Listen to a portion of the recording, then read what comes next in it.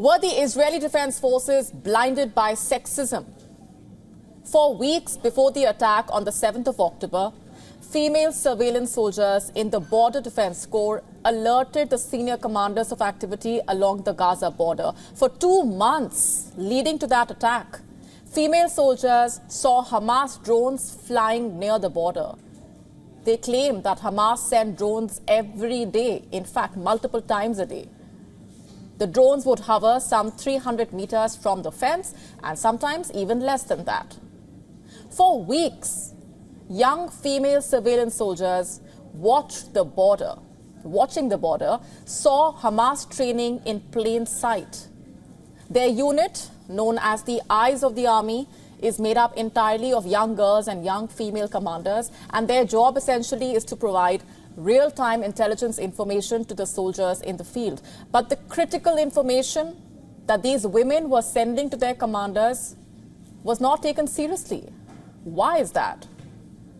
These female soldiers were told they were overreacting. A month and a half before the war, a female soldier, in fact, noticed that Hamas was training to take over what seemed like an Israeli observation post. In one of the training camps, Hamas built a scaled model of an observer's position operated by Israel, and they trained to take down the mock observation post using drones. Another soldier saw Hamas rehearsing attacks on an exact replica of a Merkava Mark IV tank. She also observed them digging holes and placing explosives along the border. These female soldiers sent a warning up to the chain of command, including intelligence officials. The same Israeli intelligence, which is considered one of the best in the world, but it failed to see Hamas coming. Do you know why? Because it seems it was blinded by sexism. When the surveillance soldiers had raised alarm, they were ignored. Senior commanders insisted that Hamas had no plans to go to war. They ordered the female soldiers to stop being so alarmist. Hamas caught Israel off guard on the 7th of October. The rest of it is history. History that is playing out before our eyes. History that could have been avoided had Israeli military not been so sexist. Did Israel's sexism risk peace in West Asia? And the answer is yes. Let me tell you what reportedly happened in the early hours of the 7th of October. One of the surveillance soldiers noticed some strange activity in Gaza. She went on to report this to her commander, but she had to apologize for waking him up so early. When the attack on Israel started, Hamas used drones to hit Israeli positions, and they did this in the same way as the surveillance soldiers had observed in their training. That's what the female surveillance soldiers say. Now, these women had spent some 2 to 3 months learning every detail of the area assigned to them. Each of them was aware of every small change happening in the 15 to 30 kilometers of land that they monitored. But of what use is this if their input was going to be dismissed eventually? What did the female soldiers get for serving their country? Their surveillance bases were stormed by Hamas. Some survived the massacre, others died in the line of duty. As many as 15 female soldiers were killed at the Nahal Oz base on the 7th of October. 6 were abducted and held hostage in Gaza. Only one of them has been rescued.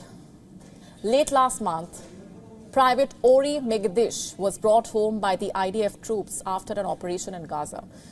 Those who survived the massacre had to hide among corpses. They lost their friends and colleagues. Many are dealing with severe trauma. And what did the IDF do for these soldiers? Let me tell you, it's only adding to their pain. It's forcing them to return to their posts. Those who don't will be sanctioned for desertion. But what really is the point? The intelligence that these women provided was never taken seriously. Is the IDF going to change that? Get rid of its sexism?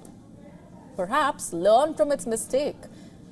Well, it looks highly unlikely. The commanders did not visit these female soldiers after the attack. Their existence was simply ignored. And this, by the way, is not a first. This is not the first time the IDF has mistreated its women soldiers. 1 in 6 Israeli women soldiers say they have been sexually harassed during their military service. Many have fallen prey to inappropriate touching. Others have faced workplace discrimination after refusing the sexual advances of male colleagues. In fact, female cadets are even denied simple pleasures of singing or listening to music. This incident is from September at the Israeli military's non-combat training base 80.